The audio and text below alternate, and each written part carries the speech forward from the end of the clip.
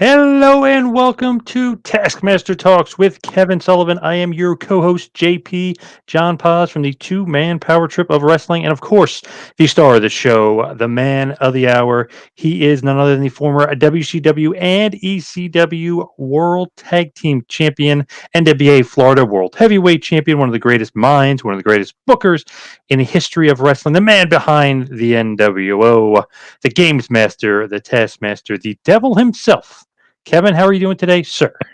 Doing great, JP. You're doing great. How are you doing? Very good, and it was nice to get a little history lesson before we came on air. That was nice. That was fun. Got to do that more often. You're a wealth of knowledge, not just wrestling. Yeah, yeah. I mean, here's some of my books.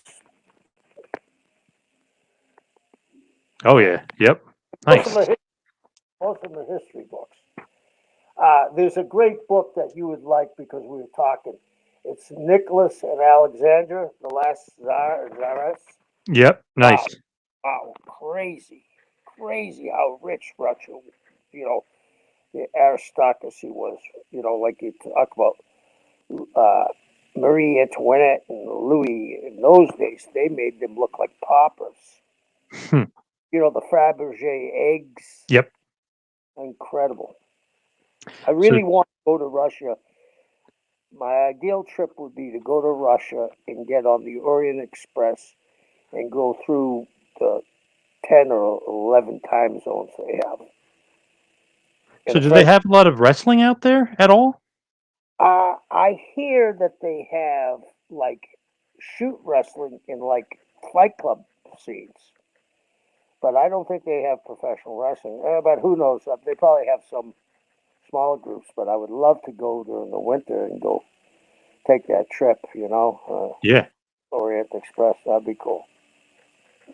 Now, today's episode is all about WCW Fall Brawl 96. I always just kind of just take it almost like an internal poll, people messaging me, either DMs, emails, whatever it is. Hey, talk about this, or a buddy of mine, hey, talk about that. So a bunch of people messaged me and they kept asking me, and I kind of put it off a little bit, but now I want to get back to it. Fall Brawl 96, such an impactful show, such a memorable show. WCW is on a roll at this point, just rocking and rolling, just utterly dominating with the NWO. When I say Fall Brawl 96, what's kind of the first thing that pops in your mind? How we were on that roll. It was like, you know, even if I've mentioned this to you before, one of the smartest guys that ever in the wrestling business, and I think I've told you he had 5 national television programs. Jim Barnett, right? Mhm. And this is when we were rolling good. He called me in his office, and Jim said, "Everything's going good. Even your mistakes are being okay." He said, "You can make a few, but you can't make any big mistakes." And that was good because it kind of brought me down to earth and made me reanalyze everything. And I think you need people like that. When I talked to you about Jim was on the first, Wrestling from the Marigold, which was Fred Kohler. And then there was, I don't know if you know this, John, did you know that there was 2 National Wrestling Alliance promotions out of Chicago on television? Mm-mm. The other guy, his name was Leonard Schwartz. I don't have the days exactly right, I'm sure, but I think Marigold came on Mondays and Wednesdays, and wrestling from the amphitheater or the Rainbow Theater was Tuesdays and Thursdays. Jim was involved in both of those, right? He was involved. He got the TVs for Vince Jr. He got the TVs in Australia, which they covered the whole country. In Australia, they were running the country, a continent. And then finally, WCW. So I mean, this guy was a smart guy, and he had seen it all. And it's funny, we were on such a roll. I think that when when you're on such a roll like that, John, people tendency to give you a break if something isn't quite up to their standards as a viewer, but because most of the stuff's good, they overlook it. And then on the other side of the coin, when things aren't going good and you put something out that is horrible, they're going to let you know immediately. You know what I mean? Like, I don't want to get into it much, but I mean, something happened, an incident happened, and it was last week. You probably know about the independent show, and it certainly wasn't Hogan, Slim, and Andre. You know what I mean? Mm, yep. So, it's and it's sometimes when it's like you played sports. Sometimes it's like I used to watch Michael Jordan. I read this book one time called The Psychic Side of Sports, and they were talking to Michael Jordan one time, and he said when he's hot, the rim looked like a hula hoop. And Russ Francis, who was a big time promoter, owned the promotion in Hawaii, and Russ was a wrestler. He made one of the greatest catches in playoff histories with a torn hamstring with one hand. It was like I'm going to say it was a 52-yard pass to him, and he was almost out of bounds, and he was surrounded by these guys. And he said when the ball came, it started going slow motion, you know. And supposedly Ted Williams could, when he was in the street, could read the American League president's name on the ball. You know what I mean? So I think when you're in a streak, you kind of like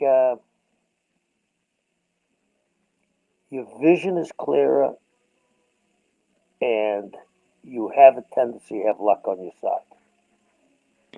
And you guys were rocking and rolling, like you said, big hot streak at this point. So as far as the NWO is concerned, the big kind of thing that was going to happen over the few months is they're going to start adding members. Obviously, you got Hall, then you got Nash, and you got Hogan, and then we talked about a few weeks ago who was the fourth man, and Savage jumped in the limo, and everything kind of escalated from there. So then we cut to later on Nitro, weeks later, Ted DiBiase is in the crowd, and he's doing the 1, 2, 3, 4. It's signifying that there's four guys and five guys. So and he's really playing along. When you put the guys in the crowd and do that, what do you think of that? Like, does that heighten it? Because NXT a few years ago, even very recently, they would copy that and they would put the new guy in the first row of the crowd, let everybody see them, get the crowd reaction. Nobody knows where they're going, what they're doing, but like, hey, Bobby Roode, and Bobby Roode would get up and cheer. But this was more of, you would do it with 6-2 eventually. But what did you think about putting the guy in the crowd, almost teasing like, "Holy crap, Ted DiBiase is here"? Okay, I think you just answered it with the last statement. Here's the difference. Bobby Roode, who I think is a terrific, terrific, terrific talent. I mean, that kid's money. That kid is money. But he wasn't known like Ted DiBiase. How many years was Right. he Vince's machine? How many T-shirts were sold? How many? Everybody's got a price. He had all those years of being on Vince's, and then you stick him in the crowd, and then people then they start. And this is what's great about wrestling fans. They start to try to connect the dots. You know what I mean? And having a guy in the audience, I think, is a brilliant thing. I kind of took a. I'm a huge fight fan. That's what I'm doing in this coronavirus. I've been going down the rabbit hole on YouTube and seeing fights I forgot about. Jerry Quarry against Ron Lyle, one of the hottest punchers in the world, and Jerry Quarry knocked him out in one round. But the thing that I noticed, all these major heavyweight fights, they introduce somebody in the crowd. Here we have Joe Louis or Rocky Marciano or Ali or Floyd Patterson or a combination of a bunch of them. So I think it made, in my head too, it makes your product special that a guy at that stature would come to watch the matches. Like when you see a big fight, all the fighters are there, right? I mean, Tyson Fury's last match. I mean, It looked like there was more fighters in the audience than there were probably on the card. Very So I true. something, don't you? Hmm. Yeah. Yep. So DiBiase, obviously, he'll join the NWO. I thought that was cool. Put him in the crowd.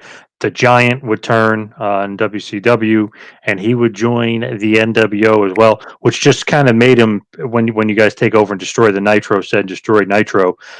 Is that just kind of making it like, okay, these guys are unstoppable? Now they have this. Not only have Hall and Nash and Hogan, but now they have DiBiase, who's going to be the money backer. So now they who knows who they can get. Then you throw in the Giants, like, oh god, these guys are unstoppable. The Giant joins, he's going to be a hard guy to beat. So also, yep. Could you say So that again? I was going to say, so the Giant joins the NWO, and you get Oh, him. So does that just make it unbeatable? Like these guys are going to be impossible to beat? yeah. It's like it's almost like the virus today. When's it going to end? You know what I mean? Or if you go back in history, World War II, it started, World War II started, they capitulated to Hitler, okay, you can take Austria, you can take Czechoslovakia, but you can't take Poland. And then, it was like, whoa, they're never going to stop. You know what I mean? So I think it creates uh, a fever. How are they going to be stopped? Who's going to stop them? Or can they be stopped? And WCW is doing, this has never been talked about too much, I don't think. I could be wrong. WCW is like being the ultimate babyface. They're being Ricky Morton. They're selling their asses off. You know what I mean? Yep, big time. Giving the heat to the heels, and they're really selling their asses off. And you're saying, oh, when are they going to turn the tide and we would later on throw, like Ricky would do? He'd throw a punch and a drop kick, then he'd get stopped. So we were giving them hope spots. So uh, it was rolling so good. And again, you had guys, in my opinion, I may be wrong again. Who knows? I've been wrong a lot. Uh, I don't think you can repeat that ever again. And they try sometimes. You can't repeat. Uh, you know, didn't they have the WWE just had that group come in and burn their shit down, right, with the hoods Hmm. and masks? Then Retribution. Yep. they had hello. Could you imagine if we did that to Nash and Hall? Oh, okay, you're kicking our ass. What do you need? We'll hire you.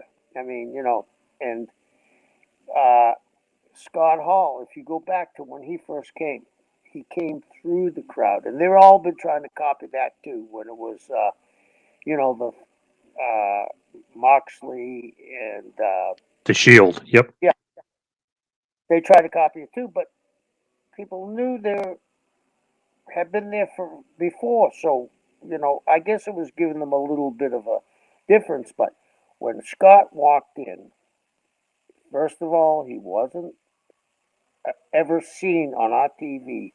And when he walked in by himself,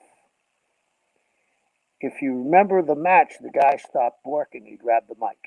It was like breaking kayfabe back in the day. Why wouldn't the guys work? Why wouldn't they attack him? Because no one laid it out for them. And that was Scott's idea to come through. So you're dealing with guys, first of all, that really know how to get over, that drew money, and were students of the business. Scott Hall is a wrestling fan, just like you, just like me.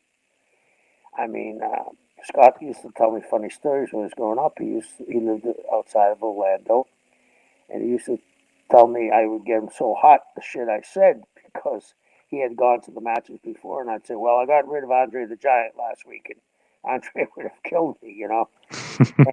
And Scott loved the wrestling business, along with the other guys that came in. I just love at this point WCW is killing it, but the rumor mill, and I know this is kind of the infancy of the internet, but it's funny. Like I used to just kind of dive in as a very young fan and see what's the rumors out there, and then constantly the rumors what guy from WWF is going to come over to WCW. So obviously DiBiase is over; he joins NWO. Don't know if this is true or not. Meltzer throws it out there. Bischoff completely kiboshed it. That Davy Boy Smith was supposed to join WCW, and that Davy Boy Smith was going to be in the NWO. If Eric kiboshed it, I'm taking Eric over Dave because why would Eric kibosh it if it wasn't the truth? It wasn't anything because later on, Davy Boy came to us, right? Mm-hmm. And at this time, what you got going with Nash and Hall, right, is they were heels.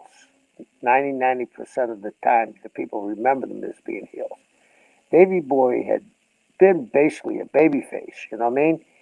And no disrespect to Davy Boy because he was a tremendous performer.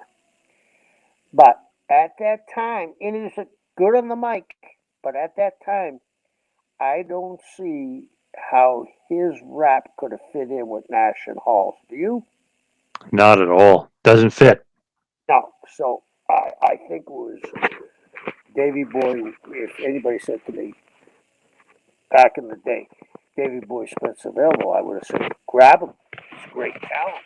Great talent. You can't have too much talent. I mean, great talent this is a talent driven business, and the better the talent is, the better your product's going to be. But I agree with Eric. If Eric said no, it wasn't going to happen. I love it too at this point that you think the NWO, it's like, oh, okay, maybe Hogan's going to have his buddies join. So Beefcake at one point gives Hogan the birthday cake at Hog Wild. We'll do Hog Wild in another week, another episode. But it's just funny. It's like, okay, they tease Beefcake. He gets his ass kicked. They tease the Nasty Boys, Hogan's buddy. He's going to join the NWO. They have the shirts on. They beat the shit out of the Nasty Boys. I love that they're keeping it that group. That's why there's no way Davey Boy was ever going to join. That's just a horrible rumor. But, you know, like anybody didn't fit Beefcake and the Nasty Boys, the Right. NWO beat up. I mean, it was very smartly done. Who is in the group and who's out of the group. Right. And rightfully so. You know, at this point, the biggest term we've talked about this is Hulk, okay, ever. Mm-hmm. That's Yep. me. But at this time, Hulk could be influenced by Kevin and Scott. Now, if it wasn't that, those two guys, there might have been a mistake who was going in. Do you know what I mean? And Kevin and Scott were protective of who was going in and who wasn't at that time. And Hogan was too, but he had to be kind of edged to say, we can't make a mistake on this one. We've got to keep it tight. And, you know, it's like anything else. When you're thinking, oh, this is getting over, maybe we should add him. It sounds good until you sit there and think, like I just said to you, Davey Boy's interview, which was great as a babyface and probably good as a heel, wouldn't have fit with the coolness. He was the ultimate opponent for them, that's for sure. You know what I mean? Davey Boy, because he looked great. He was their size. He was muscular. He was agile. He was a great worker. But if you had the three of them and then Davey Boy, and they're passing those jokes around, you know, it's a different. Davey Boy came from a different culture. For sure. I know Dave Boy kind of around that period, I guess, was a free agent. He re-signs WWF. Bret Hart, his name is floated out there. You knew he wasn't going to come. He reappears on WWF TV around this period to kind of build up to when he returns at Survivor Series 96. But really, when the NWO is kind of kicking ass and doing things. It's interesting what's going on in WCW. Sting, there's some dissension. He's not trusting. And we'll do a whole thing on Sting at another time. But he cuts a great, awesome promo where he turns his back to the camera. Everybody turned on him. Lex Luger didn't believe him because Sting beat him up in the parking lot and put the hood of the car, the trunk of the car, and beat him up. But was it really Sting? Then you hear the voice. Was it Sting's voice? Was it a recording? There were so many interesting things, but a lot of things wrapped around Sting. And could you trust Sting? Was that you putting that together? I might have had a hand in that, and I'm pretty sure I did. But the fake Sting came. Scott and I and Kevin were talking about it, and I think it germinated either from Kevin or Scott, because that's a thing that you had to be there to see. Do you know what I mean, John? Like, you remember it, right? And you've watched it back. It worked. I mean, now time marches on, people don't even realize probably that there was a fake Sting, or it didn't stick with them like it should have. That was, and at that period, I think Sting and Luger's interviews were the best they ever were. You had the dissension with Luger and Sting where you didn't know what side of the fence Luger was really on. He was making excuses and, I'm with you. So it was like, oh, Sting can't be turning heel. I thought Luger was going to be turning heel. So we had that little dance going, and it was very, very solid. And that was a thing. Again, like I said earlier, we were doing things that hadn't been done before, and they were working. Luckily. So was the fake Sting kind of in response to the fake Razor Ramon and the fake Diesel that the WWF was doing? No, not at all. I've heard that before, but no, not at all, because that just about killed them. You know what I mean? I heard on a YouTube clip where Kevin and Scott said they got a raise not to show up there. They were under contract, right? The North Tower actually thought Kevin and Scott were going to appear. I don't know how they thought that, but Kevin and Scott said they got a raise. But I mean, think about that. You plug, and this is what I'm talking about. Barnett telling me you can't make too many mistakes. Okay. We plug tomorrow night. The Dodgers are going to play Tampa, right? And it's not the Dodgers, it's the AAA Farm Club with the guys' names on it. Then, you got a guy having Mookie Betts' jersey on, Kershaw's jersey on. Boy, I think those people would have been super hot. Did you remember that, John? Mm-hmm. Very well. As a fan, do you remember that? Yes. What did you feel like? Did you? A definite swerve that like they were desperate. That's what it felt like when they did the fake Razor and Diesel. Did you feel like they were screwing you? A little bit, because you knew that those guys weren't showing up. It was just like, what are they doing? Right. Jim Ross kind of saved it with his being a heel and his awesome promo on Vince, and really kind of shooting really on the product. But yeah, that was pretty lame. I think that worked against them for sure. Yeah, and Jim, that promo that he did goes to show you that Jim Ross is a pretty straight shooter. Because that was a shoot promo. Mm-hmm. Yep.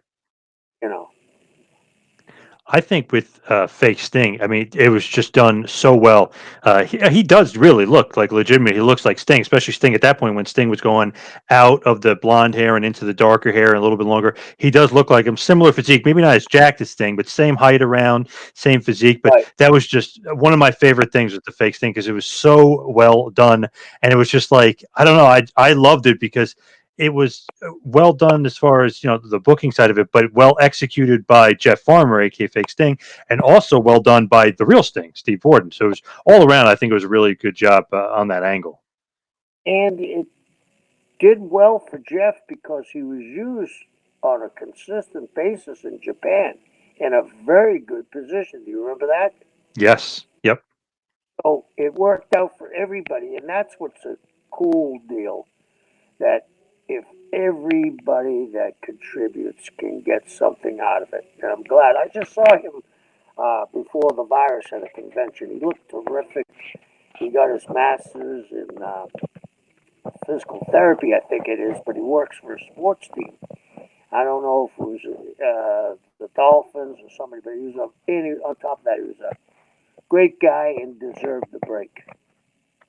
As far as when you're building that up, you're teasing. Obviously, Sting might join the NWO. He might turn heel. Is this just to create confusion? Like not only confusion, but like really to tell the fans like anybody could turn, anybody could join the NWO. Look, the Giant just turned NWO. Now maybe they got Sting. Yeah, because, you know, he's been offered everything. He's going through turmoil now in his head. Who can he trust? They're saying you can trust us. Then his friends are saying, you jumped me. And you jumped me. And what's going on here? You know what I'm saying? Hmm. Yep. And he went through the trials and tribulations, and he's going to come through the other side. Yeah. It was really well done. I mean, I just loved it because it was like really teasing it, and then they tease at Luger and obviously Flair and Arn are entrusting of Sting at this point. But who's booking with you? I mean, it's obviously you. You're the head booker. Bischoff obviously is in charge. He's the big picture. But is Jimmy Hart helping you along too? Is Jimmy Hart like an assistant booker? Is he helping you at all? Oh, you know, at this period was to me the most together period that I was there with the dressing room. Everybody was pitching. Everybody's throwing good ideas, and it was one of the few times that I've ever been around where everybody had an idea for somebody else. Which is unusual. You know what I mean? Yeah. Yep. So, I mean, I would have talks with Hogan, which was because he had creative control. I would have talks with Nash, Hall, Sting. I mean, I had an open door that guys could come and talk to me. And I think, you know, most of the things that guys came to me, we utilized maybe 85% of the time, but maybe not right then, maybe 3 months later. But these guys were on fire because you got to realize we were trying to climb that hill that WWE was on and plant the flag. And for the first time, these guys knew we did it, and they all were gun ho to do it. So, I mean, going back, uh, I think it was Scott that put Ray over first, right before Kevin did, or vice versa. So, I mean, you're getting guys that in that stature, in that not only stature in the business, their physical stature, go out and put Ray, who at the time was maybe 140, but they saw that he was talented. I mean, I don't think I ever saw at this period unselfishness like that. I mean, could you imagine asking Nash Hall, who were so hot at the time, to put a guy over from Mexico, 140 pounds? They saw something in Ray, which we all did. But then it became it wasn't too unbelievable to see Ray wrestle the Big Show and the Giant and different guys because he was such a talented guy. And this is what I look back at fondly, that guys really started to respect guys' ability, no matter what size they were. Absolutely. Now let's get to the actual card at hand here. So it's September 15th, 1996, WCW Fall Brawl from Winston-Salem, North Carolina. The attendance 11,300, and the pay-per-view buys 230,000, which is pretty good. And you can see the trajectory; it's going to slowly kind of creep up and creep up. And I know Starcade's going to get up to like 350. So I mean, it's building, and obviously 98 when we were talking about explodes to 500,000. When we were talking about last week with Havoc, 98. Then Starcade 97 with, we'll talk about it a different time. Hogan versus Sting is around 700 to 800,000 buys. So, I mean, just a huge number of pay-per-view buys. So WWE is definitely on fire. And this is kind of the beginning point. So really, as we kind of start the show, DDP Diamond Dallas Page defeats Chavo Guerrero Jr. in 13 minutes. A good opener, good match, good start. What did you think about this one? If you could think back, because DDP is kind of slowly on the rise, and Chavo is just kind of at this point known as Eddie's nephew and just a good hand. To me, the most important match on the card is the main event.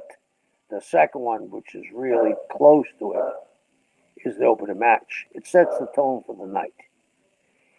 And those guys were on there to set the tone, and they did a hell of a job.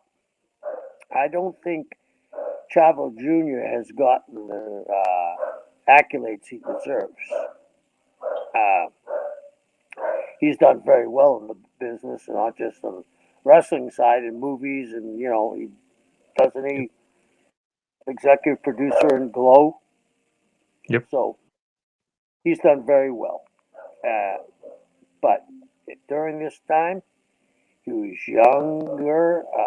He was just coming into his own, and you knew him and Paige were going to try to steal the show, and that's what you wanted at the time. It was great, and we gave them enough time to tell a little story. Did you think DDP here towards the end of '96? Did you ever foresee him having the gigantic kind of meteoric rise that he has in '97? No, but the longer I watched him, I understood what he was being. He was taking the mantle of the blue collar worker from Dusty. Yep. You go back, I used to tell Paige, how many gimmicks you gonna have? Come out smoking a cigar, robe, the hubcap. It looked like his battalion looked like a hubcap. You know, the girl. I mean, how many? And then he finally understood. I used to tell him less is more, and then he finally understood, and he had, in my estimation, he had the best match Bill Goldberg ever had. It's definitely up there for me. I love that match for sure. Now the next match up is a little bit of a weird stipulation considering kind of who's in the match, but they were kind of feuding at this time. Ice Train with Teddy Long defeats Scott Norton in a submission match. I don't know if you'll remember, the match all that well, but these two, Fire and Ice, it kind of explodes. They were a team as Fire and Ice, and they break up. What did you think about this? Were you thinking maybe giving Ice Train a bit of a push here? Did you see something in him? Yeah, I mean, he was African American, a big guy, and we hadn't had,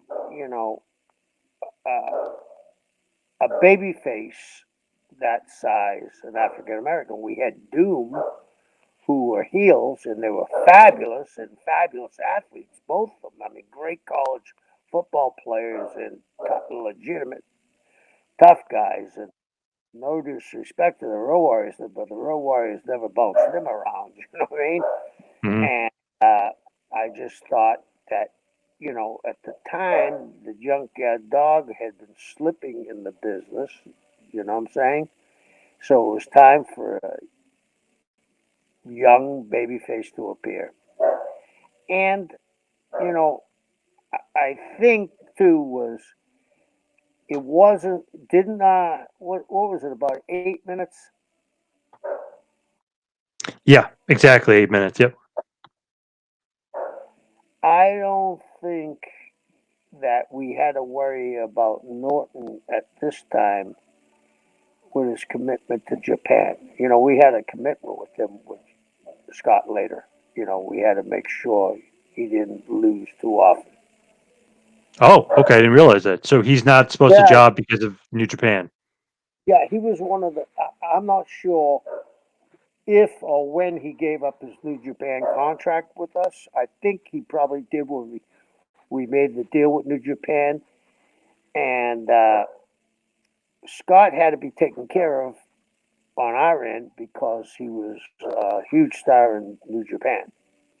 So I don't think this was at that period yet. But I mean, Scott was to me.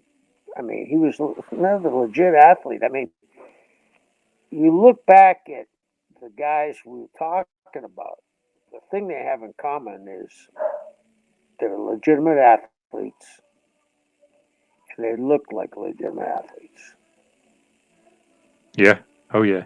Kind of surprising Scott, that Norton takes the um, loss there. yeah, and Scott was the arm wrestling champion in the world, and it was very easy to do business with those two guys because they were friends. Fire and ice, baby. There Yeah, was no, very true. yeah, and there was no this. I'm not gonna. I don't know what's in for me. Sure, I'll do it. So Scott was both of them very easy to do business with. So next up, Konnan, who recently turns heel and oddly joins the Dungeon of Doom. And we talked about that a few weeks ago, how he didn't really fit that group. It's kind of a weird kind of pairing, Konnan, who will be managed by Jimmy Hart, and he'll be in the Dungeon of Doom. Kind of a strange thing. So he'll beat Juventud Guerrera in a very good match. Juventud, who we talked about last week, definitely underrated, great wrestler. It goes about 14 minutes. Konnan at this point, though, like you said, and we talked about before, don't know if he quite fits the Dungeon of Doom, although he is great. He didn't fit the Dungeon of Doom because a lot of people don't know this about Carlos.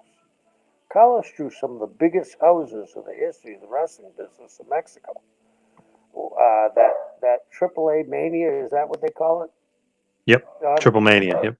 Triple Mania. I mean, wasn't he in the second one that drew like 50,000 people? And then he drew one with Pedro Aguirre. I mean, Carlos is a huge star. And I don't know how, this is going to sound funny because I was supposed to be the leader of the Dungeon of Doom. And I Hmm. think that was just a stopping off place for him until he went to the NWO. Uh, Carlos could, Konnan could fit in anywhere because he's a very smart guy. Sometimes when, you can't judge a book by the cover, if you looked at Carlos during this period, the fans are going to say, well, he's a thug, blah, blah. He's super smart, and he super knows the business. He practically saved the business in Mexico because Mexico had been a hotbed for a long time, and for years and years and years, centuries, not centuries, but decades, it was hot. And it took a huge drop until Konnan came along. And Konnan, and I can't remember the promoter's name that was the original guy with AAA, Carlos Pena. Uh, they came along and said, we're going to use the younger guys. We're going to use, even though it was luchador, we're going to even use guys that fly more. And Carlos Konnan was like Hulk Hogan was in the United States. That's how big he was. And you could ask Carlos an idea, and it didn't take him but 5 minutes to come up with a winner. I Yeah, it's have a just lot of funny. respect for him. It's just funny, like to see him in with the Dungeon of Doom. It's like almost like they were trying to force it a little bit with him, or give him something to do, or you know what I mean. Just try to keep him on TV almost. But with him and Jimmy Hart's like a weird combination together. Yeah, when I see stuff like that, it reminds me of Where's Waldo, right? What's he doing? You know? Yep. Yeah. So the next Then he found match. NWO. That's Yep. Yeah. that's Eventually. Yep. cool. Yeah. And the next match is possibly the match of the night. Chris Benoit defeats Chris Jericho in 14 minutes. Both of these guys, obviously excellent. They know each other very well. Is this one of those things where it's like, okay, WCW and Bischoff has mentioned kind of like he loves both of their work, going to put them out there. Let's have a good match and really, really show people, what WCW is all about. How can WWF at the time compete with that? They can't. They cannot compete with that level of work. You know what I mean? And then you had the first match. This was a nice build on the card. But, you had Page getting a win. We had a nice win for Train. And then we have a match that probably would be a main event today any place in the world. Not probably, it would be a main event any place in the world. And they gave a sterling performance, and it set the tone for the rest of the card because it was so technical and fast paced. It wasn't slow it down, tell a story, even though they did tell a story. It was a different flavor. It was not vanilla, it was Rocky Road. When you're putting this match together and putting it out there, do you know, like, okay, home run, not home run? Like you know, like when you put Benoit and Jericho together, it's going to be a great match. Yeah, I just to give them a finish. I know it's going to tear the joint down. I know it's going to tear the joint down. They're hungry and they have a lot of pride in their work, and they're going to go out and steal the show. I knew that. I think everybody knew. You could see there were certain people that people would cluster on the monitor watch, and there were two of them. Yeah, I could see that. yeah. I could definitely see that. The next matchup, another very good match, and I love Super Calo because he's so underrated. But Rey Mysterio Jr. defeats Super Calo. This is for the WCW Cruiserweight Championship. Obviously, Rey retains the championship. What do you think about Super Calo and Rey Mysterio tearing the house down? Well, this is again, I like to say this was my idea, but this was Conan's. I said, who can Ray steal the show with? And I guess they must have worked a lot in Mexico, not just for Konnan and AAA and every other company down there.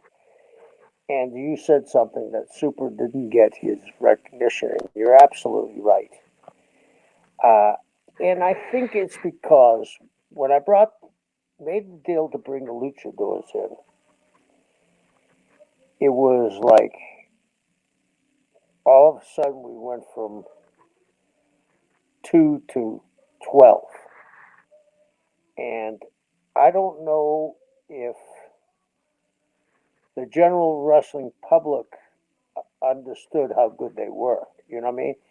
And having Ray and Hoovy standing out so big, it was almost like no one's going to get by them. Even though those guys were great, no one's going to surpass Ray or Hoovy. So they were like, but they knew their position, John. They knew their position. There was no jealousy. They knew Ray was the guy to be the top luchador, and they fell in line to make it good for everybody. So bringing in the luchadors is like such a great idea. Rey Mysterio is one of the best ever, easily. Juventude's awesome. Super Calo's awesome. Psychosis, I mean, is great. There's so many great guys you guys are bringing in. So that you're saying that's kind of maybe Bischoff's initiative to bring in these talent, but it's not necessarily you booking them. It's Konnan you're kind of relying on for a lot of the luchadors.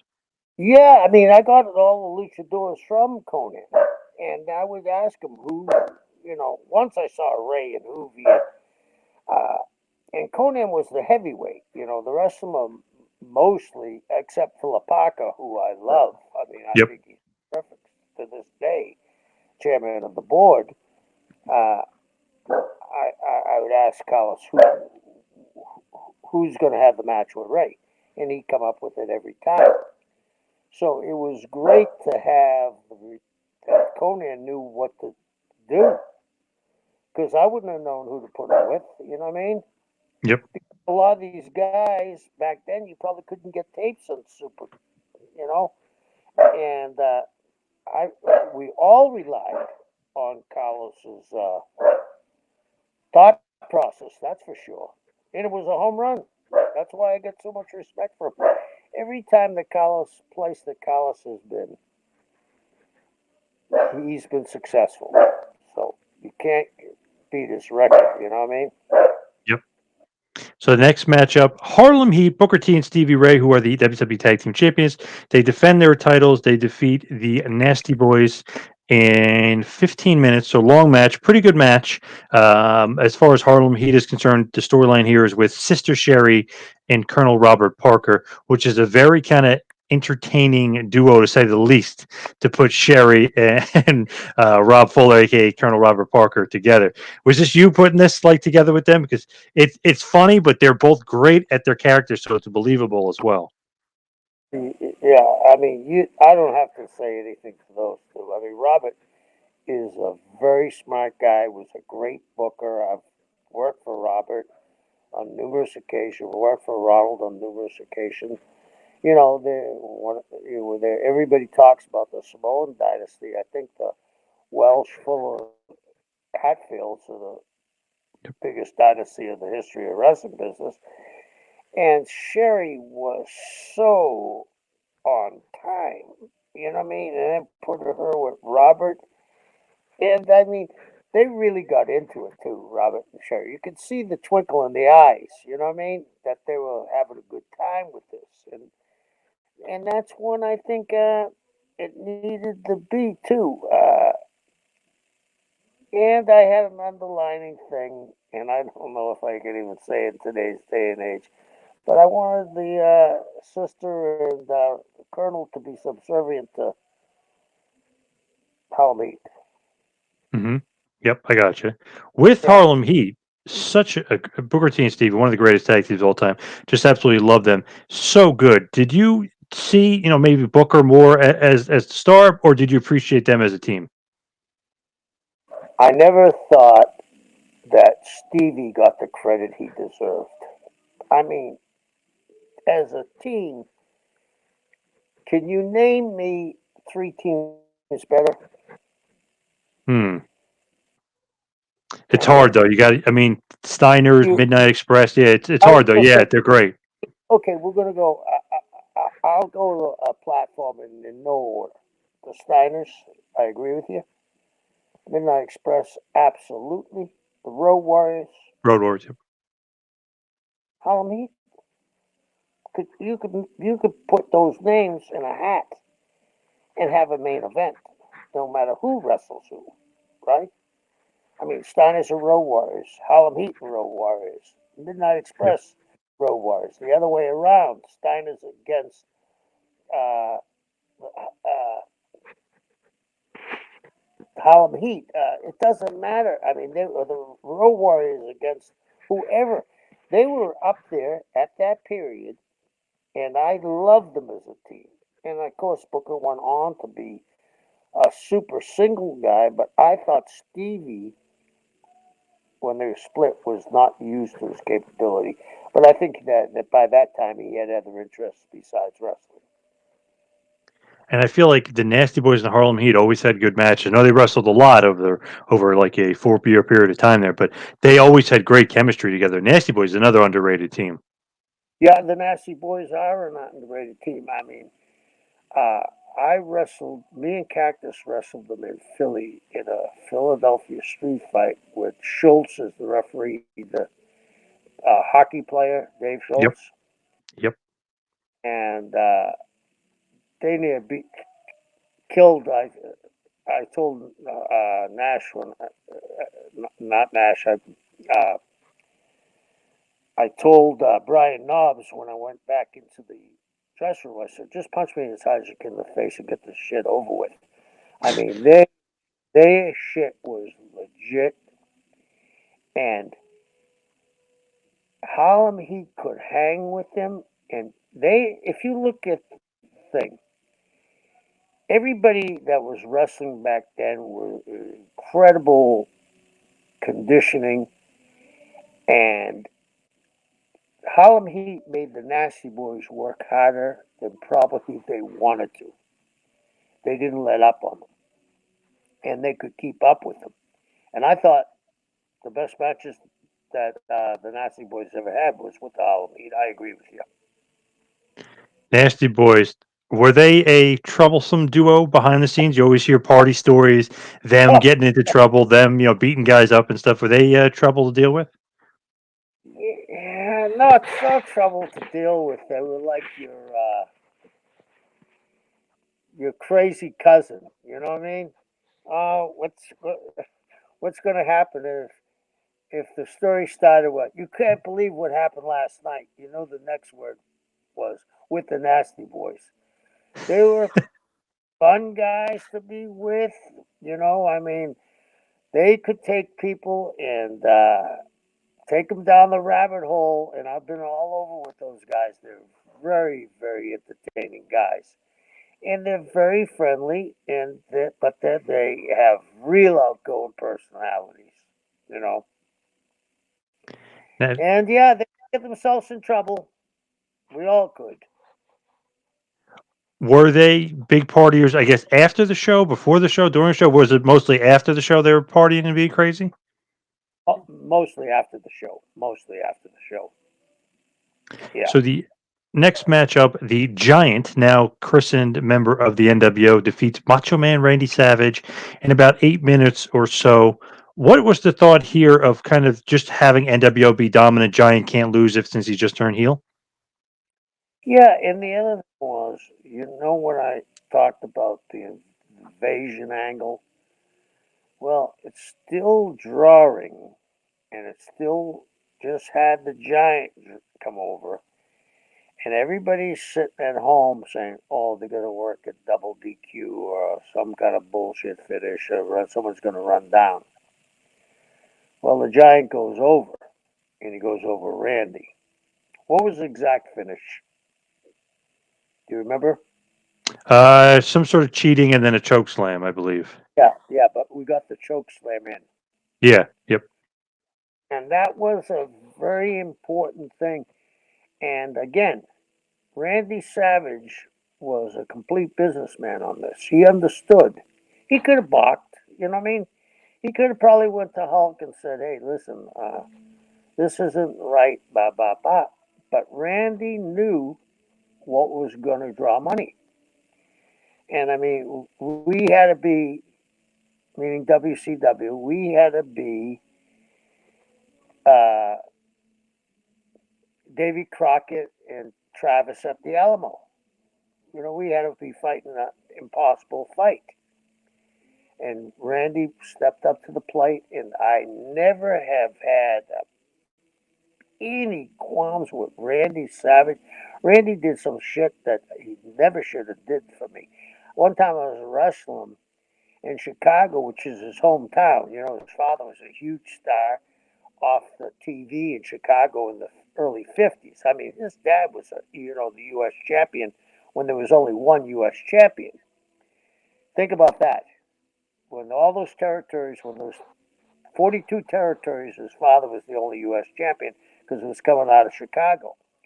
And I was putting Randy over, and he gave me a slam and said, "Move on my elbow." I'm thinking, what? He said, "I'm supposed to take the elbow for the finish." He said, "No, move." Like, he slammed me, went up the ropes, and I'm still debating when he's hanging in the air, but I'm thinking, God, he's stiff with this one. I roll out of the ring, roll out of the way, he hits the thing, he said, "Cover me." I cover him. He held me 1, 2, 3. I said, "Why did you do that?" He said, "I just think in case we can come back." I thought so. Randy knew business, and you know, he was really unselfish. He really was.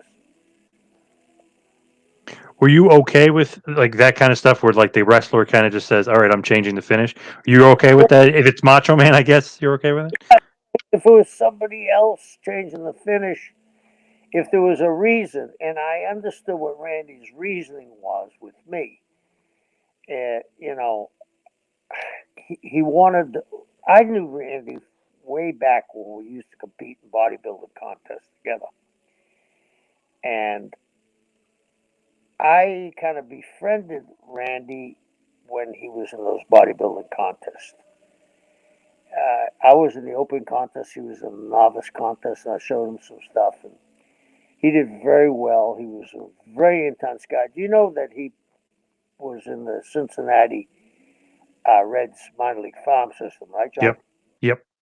He broke his arm. Are you aware of that? Yep. And that every day he threw 10,000 balls with his left hand. Oh, I didn't know that. Wow. Interesting. He was a catcher. There's no left-handed catchers. And when he broke his arm, he broke his throwing arm, his right arm. He became a first baseman and threw 10,000 balls in a tennis. The tennis places where they have the wall where you can whack the ball against the wall and play by Hmm. yourself. Yep. He threw 10 balls a day.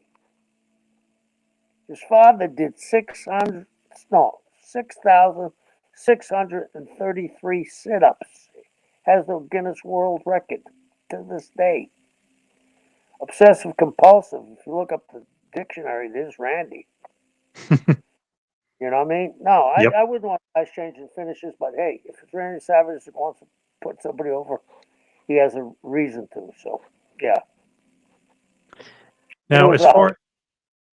as far as kind of the NWO at this point, obviously Randy will go on next month and he'll main event against Hogan. Does it matter that he lost here and is main eventing next month against against Hogan at Havoc for the title? No, Randy Savage is an icon of the wrestling business. He came to us with something to prove. People don't realize that Vince had put him out to pasture. You remember that? Hmm. Yep. Made him an announcer, said he was over the hill. Randy was an intense man, and I spent a lot of time with Randy. Uh, Later on, I spent a lot of time with Randy because I had a place over there at Indian Rocks Beach. There was actually North Reddington Beach at the time, and Randy didn't live too far away, and we go to the gym together, and we hung together. We go out at night together. Randy was a really, really good man. He is definitely absolutely underrated. I can't believe WBF at that point, let him go or thought he was done because my God, he has 5, 6 years left of main eventing left, Right, in his body at that point. So it's pretty crazy of WWF. right, right. I mean, I was talking to Ric Flair lately, and we were laughing. He listened to me, you, and JJ, and he told me he blew boogers when we were talking about the time in Chicago, right? Yeah. And, Yep. and Aaron getting the phone call when he just got into bed, and we were talking, and I said, Rick, you're still around, and Herd was trying to get rid of you from 1989. Yep. 89 wanted to get rid of him. That's when I heard brought him in the room and said he was going to be Spartacus. You heard that story, right? Yeah. Horrible. Yep. I said to Herd, he said, we're going to pierce his ear, cut his hair, and give him a trident. I said, well, we're at this. Why don't we go to Yankee Stadium and change Root's number from 33 to 663? But, I mean, we all can't always sit on the nose, but think of Randy was done. That's surprisingly Yeah. for a guy all that money from. You know what I mean? Yep. Now, speaking of Flair and Arn, at this point, NWO is completely dominating, completely taking over. Their heat is through the roof. Are they complaining at all backstage? Are they upset at all? Flair obviously has a lot of political powers. Is he upset that the NWO is so dominant and kind of, putting the Horsemen on the back burner? No, no. Rick, at this period, you know, WCW is almost Stone Cold babyface. And Rick, at this time, him and Arn is another guy that probably doesn't get his due. I mean, there's not a more solid work in the wrestling business except maybe Brad Armstrong and Arn. That's why they had such great matches. Uh, Rick was an institution, and I remember going to buildings where guys were dressing up way before this, with the ties and the expensive shoes, the college kids and doing the woo and all that, and they're doing it still today.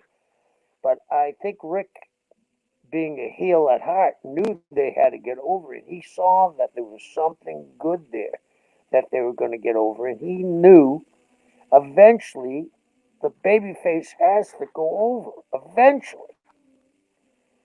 And it's when you pull the trigger. It's not, if I always say, to be a knight in shining armor, you have to kill a fire breathing dragon, not a salamander. We all can step on a salamander. You have to come up obstacles. In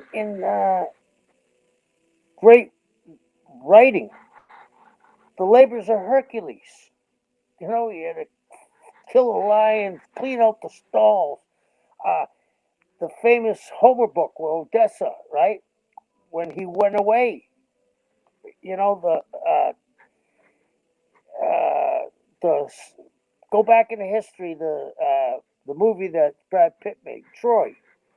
You got to overcome, and you got to overcome where it doesn't look like you can overcome, and that's what makes heroes, and that's what makes villains. And also another awesome thing, tradition bites. They're really kind of going after Yeah, Flair and these guys and ripping tradition and ripping WCW and ripping the NWA and stuff like that. Then they spray painted the belt NWO, which was like shocking as hell as a fan. Is that you putting that? Who's kind of wanting to put no, all that into motion?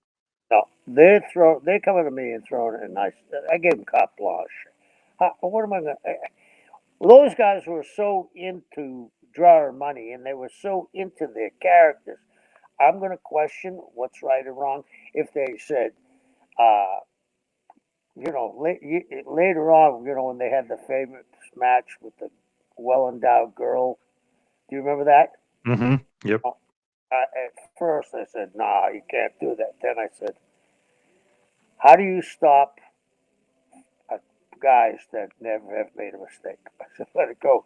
And the people went crazy over it. But these guys were so into it, and they drew money. It wasn't like a young guy that is starting to move up, and then he's in a slot where he says to you something, and you say, "Well, not sure about that, but I'm willing to take a chance." Or he says something, you said, "No, that ain't gonna work." With those guys, everything was working.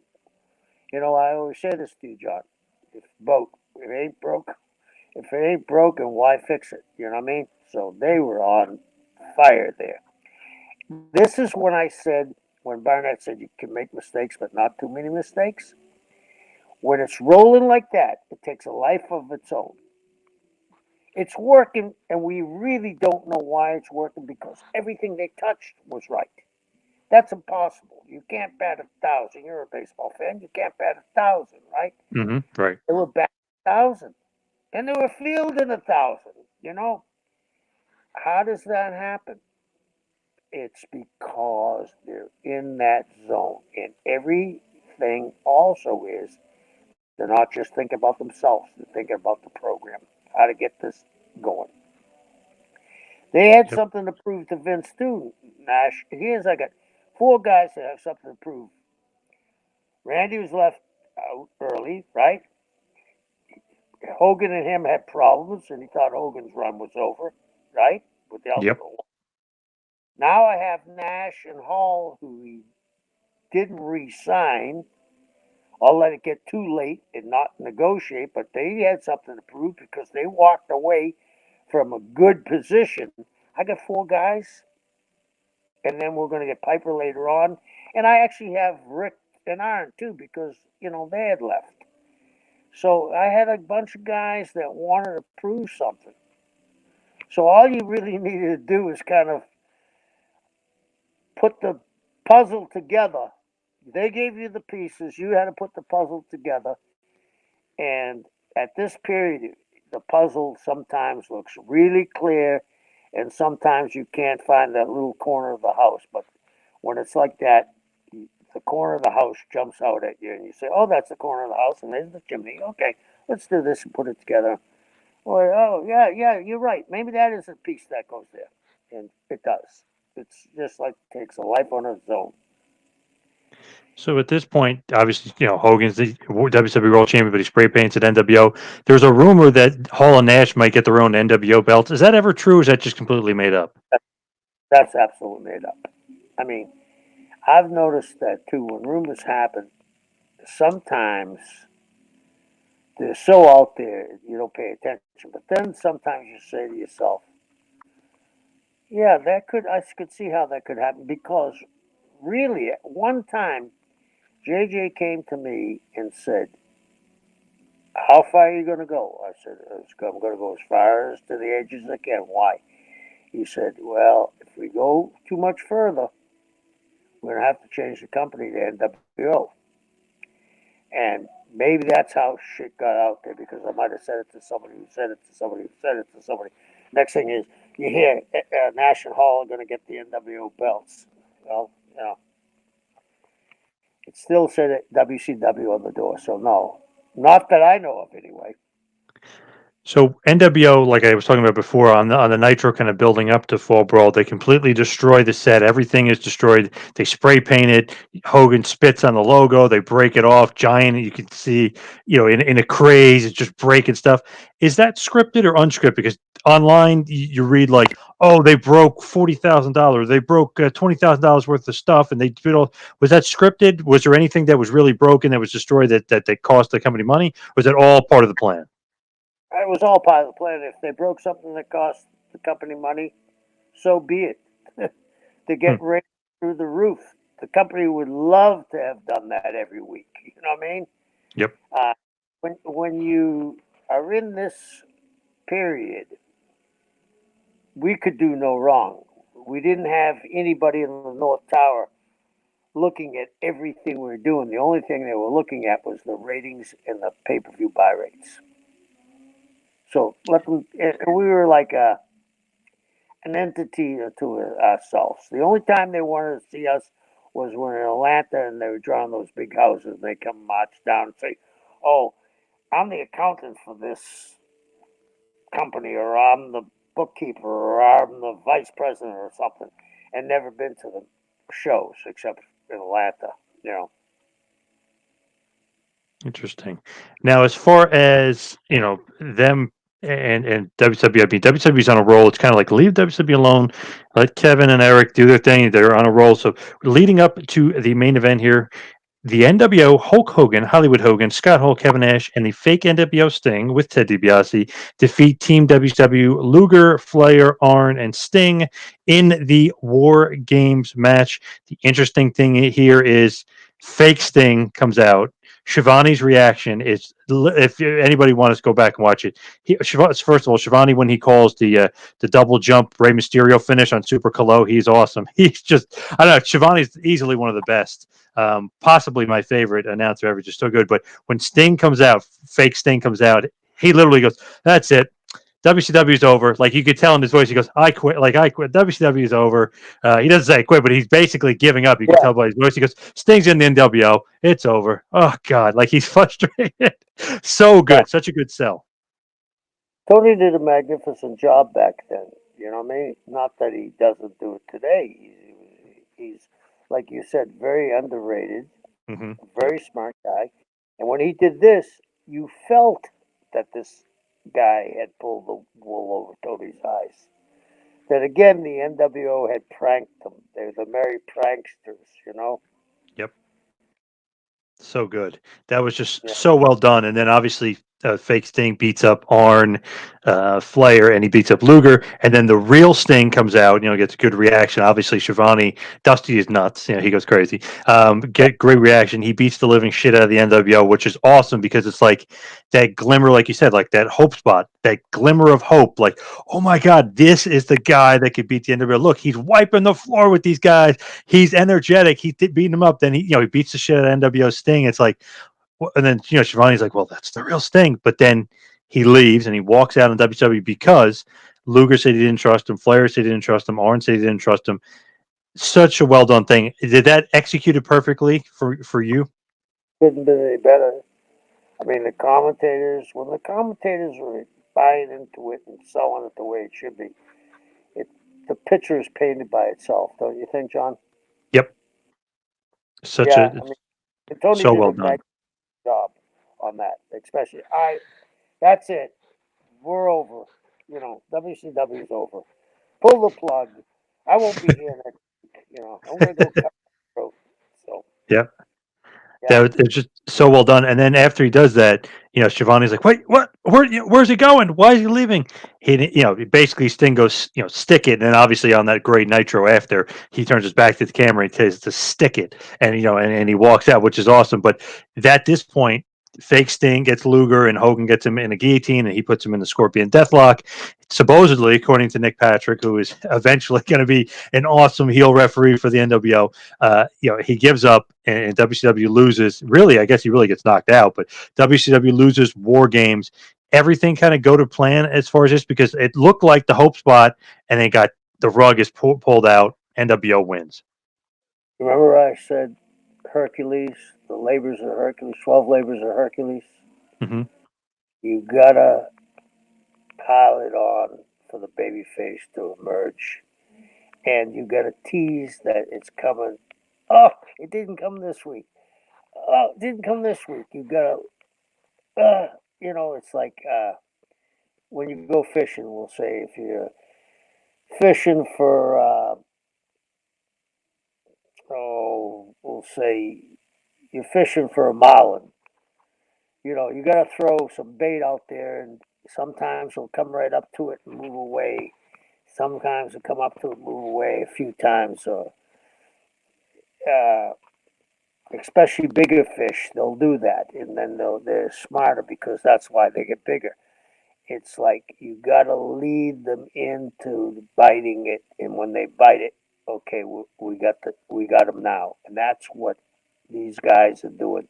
They're leading them down the path that, oh, they almost did it. Let's tune in next week. Maybe Sting is going to be okay again. Then, as you said, told them the ticket. So it's another hurdle we got to overcome. And the NWO again looked like complete heels, like complete like, oh, we almost had him.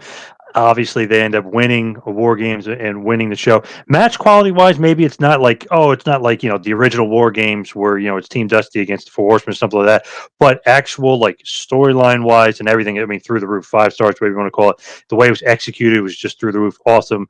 Loved the addition of the fake Sting and the real Sting, legitimately getting upset that they thought the man that was the franchise, the WWE, whatever turns back. So the NWO even has dissension creating in the ranks. It is just perfectly done for me as far as a storyline. It was very And it's just one of those things where just absolutely loved what was going on there. As far as NWO taking over for the night, obviously this thing would eventually come back, and like I said, he cuts this awesome promo as far as on WCW and on everybody that didn't believe him, on everybody that kind of turned their back on him. So it's just one of those memorable moments and awesome storyline wise. Maybe not work rate wise match. I know Hogan and Hall and Nash and the fake thing.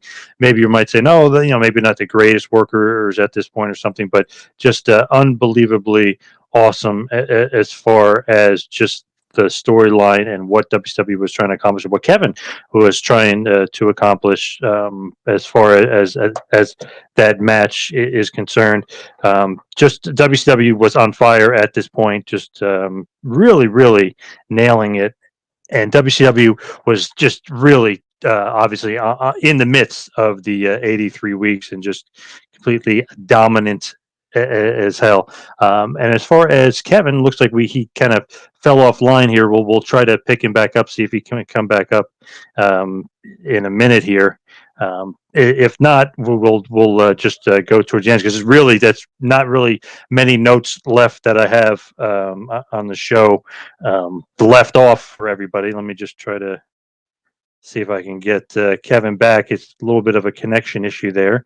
Let's just hold on one second here. Let's try to pull him back up.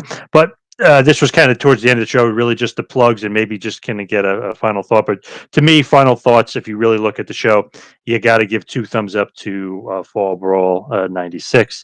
Just an awesome show. If you think about DDP versus Chavo Guerrero is a great match. Konnan versus Juventud was great. Benoit versus Jericho may have been match of the night. That match was awesome. Mysterio versus Super Calo was awesome. I even liked Harlem Heat versus the Nasty Boys. I thought that was good.